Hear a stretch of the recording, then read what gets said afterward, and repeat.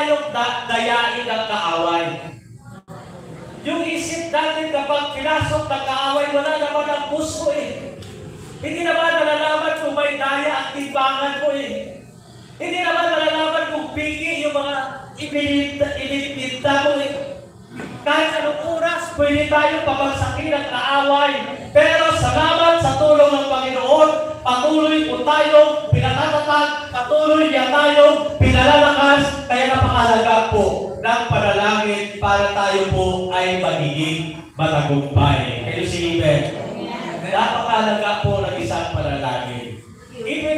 Alalahanan po tayo ng Panginoon Jesus sa Matthew chapter 26, verse 41. Anong sabi?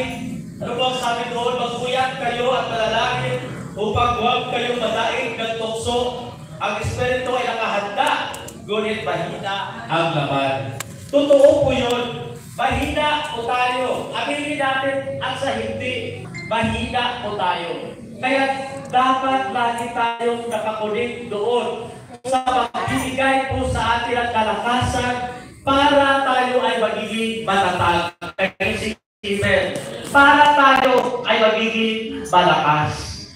Glory to God. Praise the Lord. Kaya lang tayong kumunik doon sa pinagmumulan ng lakas. Huwag po natin baliwalain po ang nagbibigay sa atin ng lakas. Dahil yun po ang magbibigay sa atin ng tagumpay at aspito ng ating mga buhay. Amen ba mga kapatid? Magpakasipag, sabihin sa tabi, huwag kang tatamad-tamad.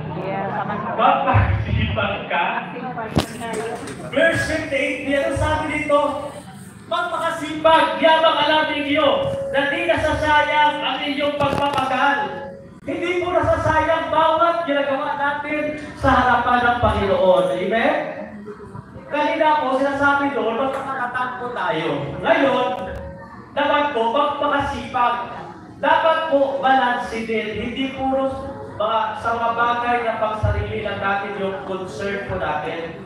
Dapat tayo po bilang mga anak ng Diyos, dapat laging kasama sa ating mga buhay ang kaharian ng Diyos. Kayo si Iben? Dapat po nakahanda rin tayo laging mag-serve kay Lord. Amen? Amen. Lord, God, hindi lang po yung bagay na gusto po natin, yung ginagawa natin, yung hinihingi natin sa Panginoon.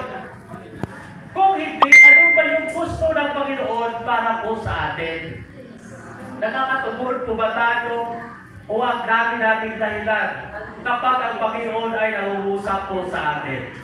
Kapag tayo, Lord, pahingi noon, Lord, gusto ko po yun, Lord, pahingi dito, pahingi doon, pero kapag ang Lord na ang nangungusap sa iyo, ano na? Tumutugon ka ba sa panawagan ng Panginoon? Masipag po ba tayo pagdating sa gawain ng Diyos?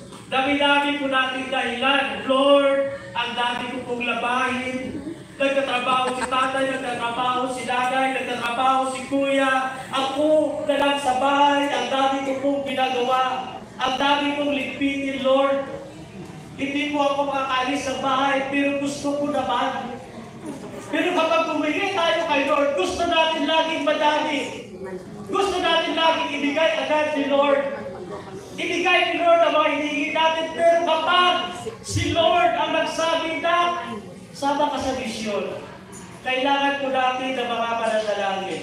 Pagkakatok tayo ng mga pintuan para makapagbukas tayo ng mga bagong life group, at nangailangan po ang ating vision team na mga maiwan dito sa church para manalangin. Baka po nag-uusap sa inyo ang Panginoon. Baka naman kapatid, ang sabi doon sa binasa natin, magpakasipag kayo sa gawain para sa Panginoon. Yabang hindi naman nasasayang ang ating mga pagpapagal para sa Kanya. Ibig na mga kapatid, naniwala ba kayo na hindi po mawalang saysay o kabuluhan ang ating mga ginagawa para sa gawain ng Panginoon? Amen. Glory to God. Baka kinakatok po kayo ng Panginoon sa oras na ito. Magpakasipag po tayo, hindi lang doon sa gawain, sa ating pansarili, kundi sa gawain para po sa Panginoon. Pero tandaan po natin ha, hindi lang po sa ating pamilya,